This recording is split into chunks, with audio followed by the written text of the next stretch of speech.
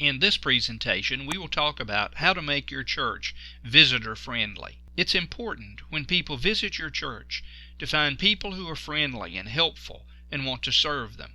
So this presentation, adapted from the North American Mission Board of the Southern Baptist Convention, will, I hope, motivate you to have a friendly congregation. Now, we need to be reminded that people are really not looking for friendly churches. They're looking for friends. They want to connect with others. Hopefully, this presentation will help your church become a more visitor-friendly congregation. During this presentation, you will learn the difference between a visitor and a guest. You will learn how to get ready for guests on the outside of your church facility. How long does it take a visitor to decide if they're going to return to your church next week? Then you will get ready for guests on the inside of the church. And then we will study the importance of follow-up and follow-through. Our churches must be user-friendly, and we must be user-friendly 100% of the time. Is 99.9% good enough? What is an acceptable level of quality performance? If 99.9% is the goal, then 12 babies will be given to the wrong parents each day in every major city. If 99.9% is the goal, then 200,000 drug prescriptions will be filled incorrectly in the next 12 months. And 107 incorrect medical procedures will be performed at the end of the day today.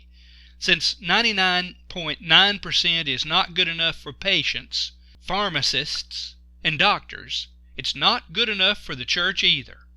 Your church cannot grow without guests, and your church cannot grow if your guests don't come back. So then the question is, what are you doing every Sunday to make sure guests return? One thing we must do is differentiate between a guest and a visitor. A visitor is someone who comes unannounced. A visitor is someone who just shows up. You didn't expect them, you didn't plan for them, and they're not really welcome.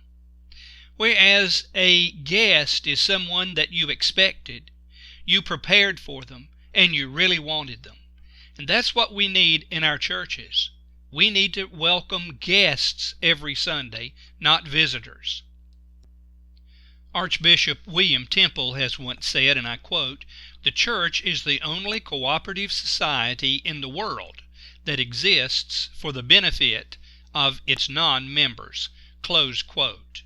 So we return to the question, what's the difference between a guest and a visitor? Well, it's the difference between never missing another Sunday or never coming back. We need to get ready for guests on the outside of our churches. Researchers say that church guests decide whether or not to return to the church they are visiting in the first 10 to 12 minutes upon entering the church campus.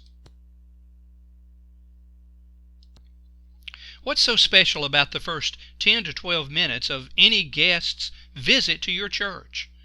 Well, it's during that period of time that they see the facilities. They meet the people and evaluate the level of friendliness. They decide whether or not you can meet their needs. And yes, that is a requirement in today's world, whether we like it or not.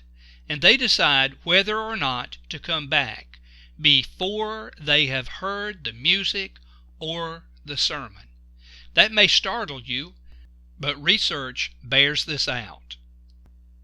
To greet your guests properly on the outside of your church, your campus must have directional signage in parking areas and outside of the buildings. There's nothing more frustrating than to arrive at a building and not be able to find the church office or the sanctuary, and signs should clearly point them in that direction.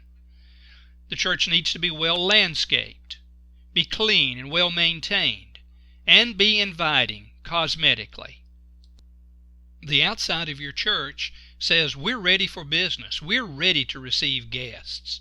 And here's another way that you can prepare and be ready to receive guests in addition to your church campus, you want to be sure that your parking lot, and particularly your guest parking, is clearly marked, easy to identify and to locate. You want to have an adequate number of guest parking spaces.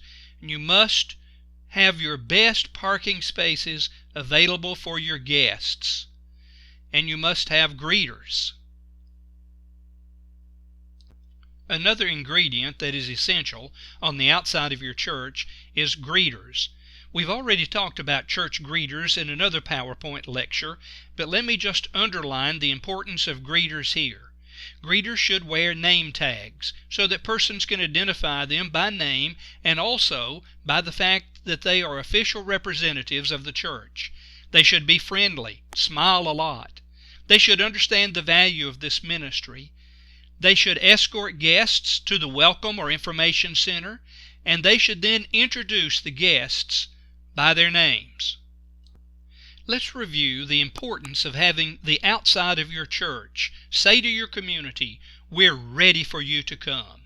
You need to have directional signage in the parking areas and outside the buildings.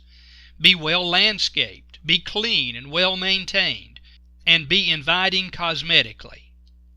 In the parking lot, you should be able to identify easily guest parking. There should be an adequate number of parking spaces for guests.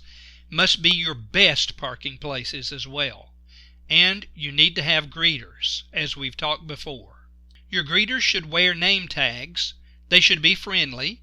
They should understand the value of this ministry, and they certainly should escort guests to the Welcome Center and introduce them by name. I mentioned earlier the value of a smile. Holiday Inn interviewed 5,000 people to fill 500 positions that were needed to open a brand new facility. When the hotel managers interviewed these candidates, they excluded anyone who smiled fewer than 4 times during the course of their interview. This standard was applied to every available job and to every prospective employee. How many of your church members would qualify for a job at Holiday Inn? Now, as our guest makes a transition from the outside to the inside, the parking lot greeters should escort that guest to the Welcome Center, and they need to realize that this time is extremely valuable and should be used to discover the interests and needs of the guest, which the church can meet. And now we're ready to receive people on the inside of our buildings because we're getting ready for company. The first place they will come is to the Welcome Center. At the Welcome Center, the guest will once again be welcomed to the church and receive valuable information, a newsletter, a bulletin, any other information about upcoming events that the church is sponsoring. Once the guest has been brought into the worship center, then it is very important how we acknowledge these guests during that worship time, for this will leave a lasting impression on the person. You will either embarrass them or make them feel welcome. How do you make your guests feel valued? Well, include, do not exclude them. Act like every person is a first-time guest. Everyone who gives an announcement, sings, speaks, must be introduced or introduce themselves so the guest will know who's up front. When you acknowledge your guests, allow them some anonymity. Many do not want to stand and tell their name or where they're from. Most do not want to hold up their hand, so give them some anonymity. Teach your people to value the guest, and then provide a reception or a place that they can meet the pastor following the church service. And if you have staff members, it's important for them to meet the guests as well. Herb Miller, an outstanding church consultant, gives the following statistics for follow-up. 85% of guests return if visited within 36 hours. 60% of guests return if visited in 72 hours, but only 15% of guests return if visited in 7 days. When I moved to Kentucky, I began visiting around churches to find a place that we could serve. It was amazing that out of 5 churches we visited, only one actually made a contact with us. even though we'd filled out a guest card asking for a visit from a church visitor. If the pastor makes the first visit instead of a layperson, the percentages I just mentioned, cited by Herb Miller, will be cut in half. Get ready for company, because guests will inevitably come to your church.